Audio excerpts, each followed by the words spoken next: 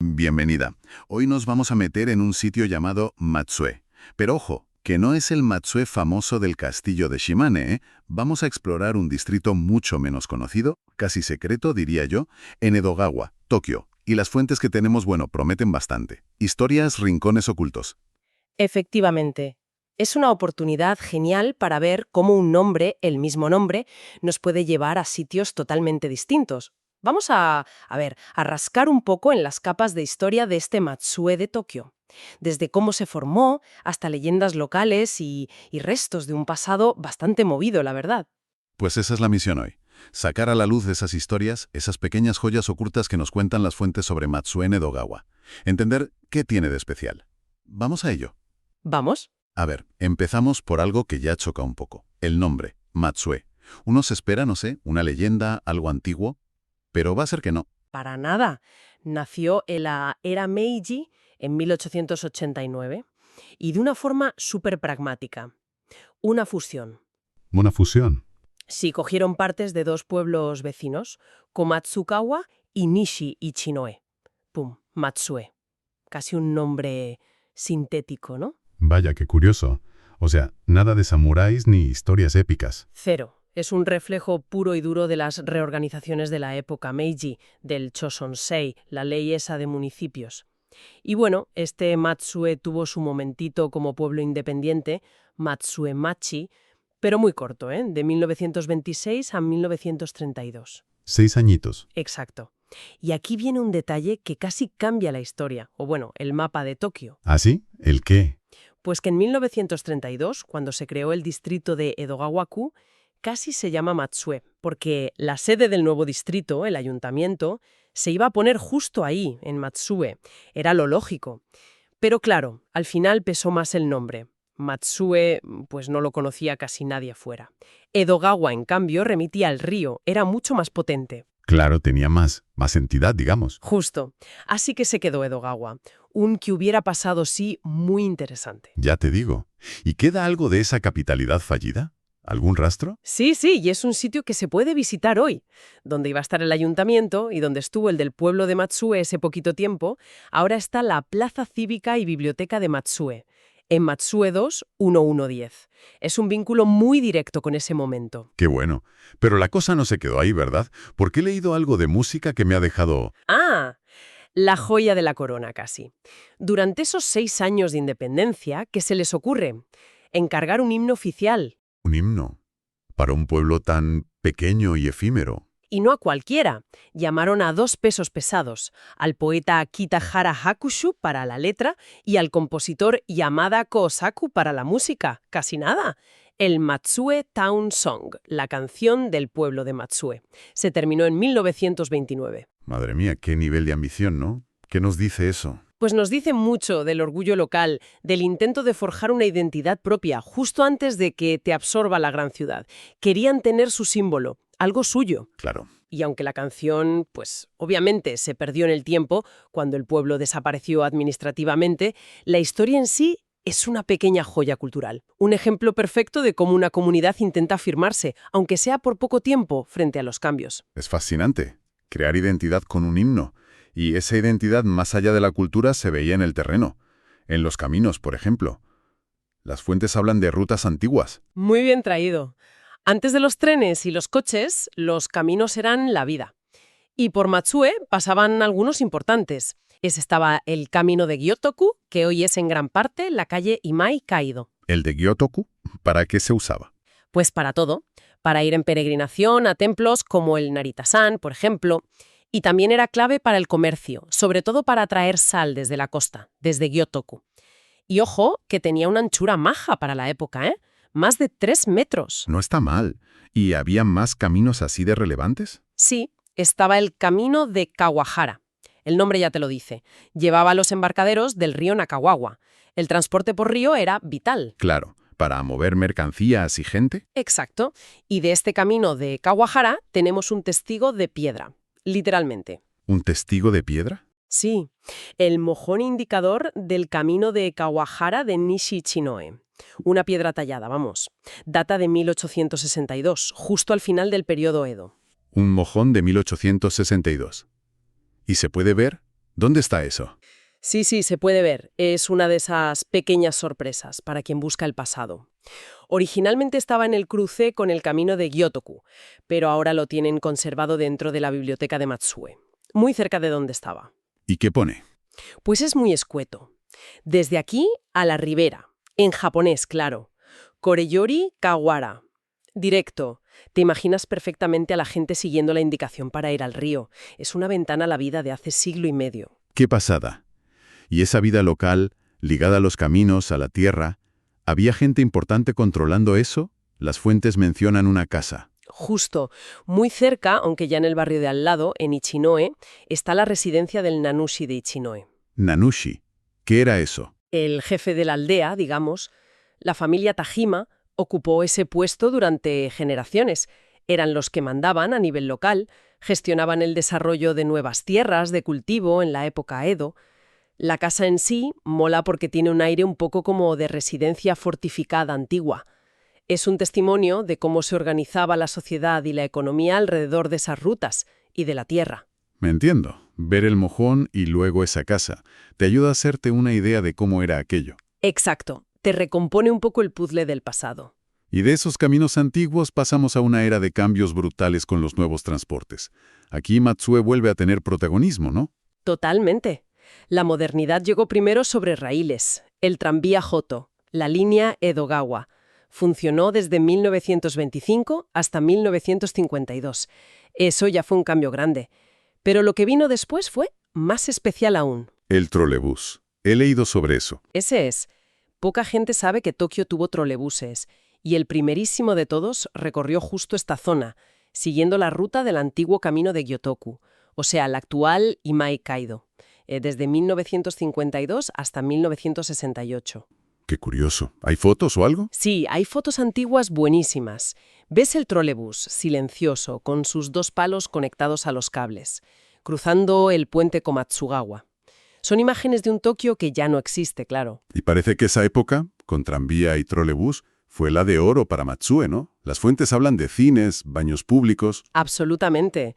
Llegó a tener 4 cines. Eso te indica que había bastante gente y vidilla social. Y muchos baños públicos, lo sentó, que también eran centros de reunión. Matsue era un pequeño núcleo con bastante actividad en esta zona de Tokio. Pero entonces, ¿qué pasó? Porque hoy las fuentes dicen que es casi un desierto ferroviario.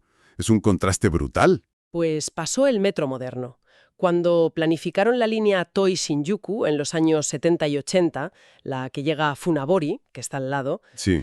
pues el trazado elegido esquivó el corazón de Matsue. No sé si por temas técnicos o por priorizar otras zonas, pero el resultado fue que Matsue se quedó fuera de la red principal de transporte rápido. Vaya. ¿Y esa decisión de hace décadas? Se nota hoy un montón, ¿verdad? Sobre todo en la calle principal. Se nota muchísimo. La calle comercial Matsuedori, que la gente de allí llama Belltown Matsue, es casi un viaje en el tiempo. Tiene ese aire retro total, con los soportales típicos de las calles comerciales de la era Showa. Sí, las fuentes describen eso. Tiendas cerradas al lado de negocios que parecen congelados. Mencionan nombres que suenan a antiguo. Almacenes Furuya, una tienda de paraguas Musashiya, el restaurante Santomi. Exacto. Hay hasta una sucursal de Sanomiso, que es una marca clásica, y cafeterías con nombres curiosos como Kisaten, Yes. Es el resultado directo de esa historia del transporte. Claro. Al perder el tren y con la gente usando más el coche, la calle dejó de ser el centro que era. Se quedó más para los vecinos, muchos ya mayores, pero ojo que precisamente eso le da un encanto especial hoy. Si buscas un Tokio menos clónico, menos moderno, pasear por ahí es fascinante. Totalmente. Hemos visto la historia administrativa, la cultural, los transportes y la parte espiritual. También hay joyas escondidas en los templos y santuarios de Matsue. Pues sí, también las hay. Matsue y sus alrededores tienen un entramado espiritual interesante. Por ejemplo, el santuario Hakusan, en Matsue 4 Chome. Hakusan. ¿De dónde viene? Pues sus orígenes se remontan lejísimos, al periodo Sengoku, siglos XV-XVI. La tradición dice que lo fundó un antepasado de la familia Yabuki, una familia local, y que trajo una división espiritual, un bunrei, como si fuera una sucursal sagrada del gran santuario Kagahakusan, que está en Ishikawa, lejísimos. O sea, una fe importada que viajó con la gente. Exacto. Y en contraste total tienes el santuario Akainari en Machoe Uno Chome, el Inari rojo, por las banderas.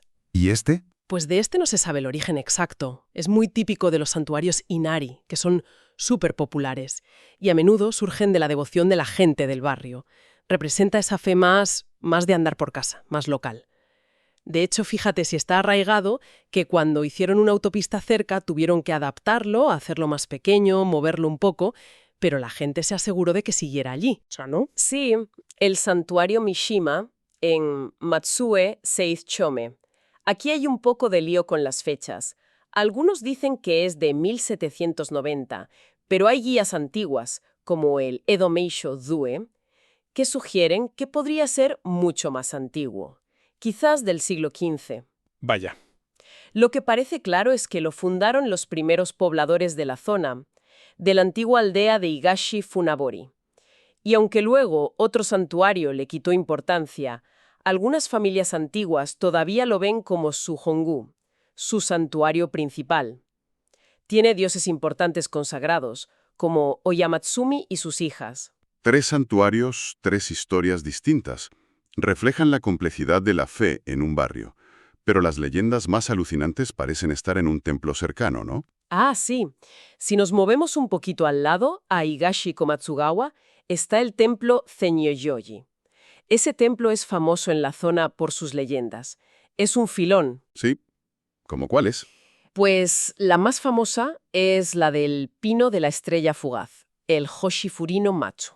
Suena a cuento de hadas total. ¿De qué va? Pues cuenta que en el siglo XVII había un monje muy asceta, muy devoto, haciendo sus prácticas en el templo, y de repente, ¡zas!, una estrella fugaz cayó del cielo y se posó en la copa de un pino enorme que había allí. No me digas. Y la estrella se convirtió en una reliquia sagrada.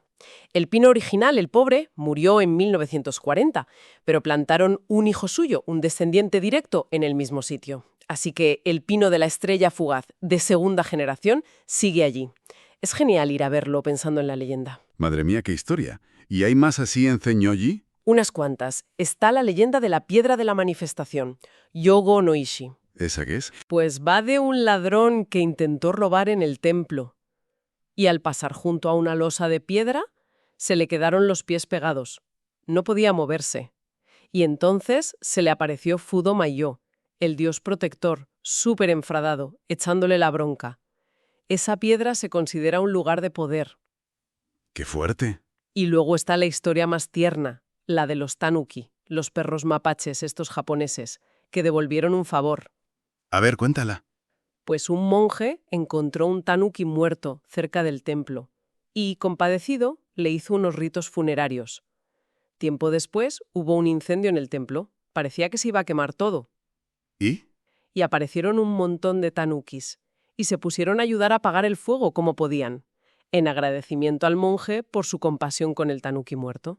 ¡Qué bonito! Visitar Zenyoji buscando a dónde pasaron estas cosas es una pasada. Sin duda, esas leyendas son joyas ocultas. Le dan alma al sitio. Y hablando de preservar cosas, de memoria, hay otra historia de resiliencia cerca de Matsue, aunque esta es más dura. Sí, nos lleva al parque Komatsugawa Sakura. Allí hay un pequeño archivo de documentos de hormigón, muy discreto. Un archivo. Sí, su historia está ligada a los bombardeos terribles de Tokio de marzo de 1945, que arrasaron esta zona. El antiguo ayuntamiento quedó destruido, pero este pequeño archivo resistió al fuego. ¿Y qué tiene de especial? Lo increíble es la historia humana. En medio de aquel infierno, 2 funcionarios se jugaron el tipo para salvar lo más valioso. Los registros familiares, los koseki, son libros enormes y pesados. ¿Y qué hicieron? Pues los metieron en sacos de arroz y los escondieron en un canal cercano, para protegerlos del fuego. Gracias a ellos, esa memoria fundamental de miles de familias se salvó. ¡Qué valor! El propio edificio del archivo, que todavía tiene las marcas del fuego, está allí como un monumento silencioso a esa tragedia, pero también a esa voluntad de preservar la historia, de resistir. Es muy potente verlo. Desde luego. Y esto conecta con otras capas de historia, ¿no? Como las viviendas Dujunkai que se hicieron después del terremoto de Kanto del 23, que también se mencionan como parte del contexto. Exacto. Todo se superpone en el mismo sitio. La vida antigua de Edo, la modernización, los desastres, la guerra, la reconstrucción.